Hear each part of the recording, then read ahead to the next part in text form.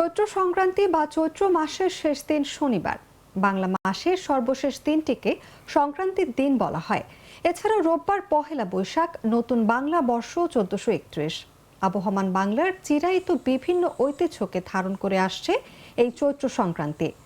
বছরের শেষ দিন হিসেবে পুরাতনকে বিদায় ও নতুন বর্ষকে বরণ করার জন্য প্রতি বছর চৈত্র সংক্রান্তিকে ঘিরে থাকে বিভিন্ন অনুষ্ঠান উৎসবের আয়োজন। মনে করা হয় চৈত্র সংক্রান্তিকে অনুসরণ করেই পহেলা বৈশাখ উদযাপনের এত আয়োজন।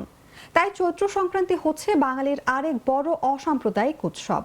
চৈত্র সংক্রান্তির দিন সনাতন ধর্মাবলম্বীরা শাস্ত্র মেনে স্নান, দান, ব্রত, উপবাস করে থাকেন। নিজ নিজ বিশ্বাস অনুযায়ী অন্য ধর্মাবলম্বীরাও নানা আচার অনুষ্ঠান পালন করেন।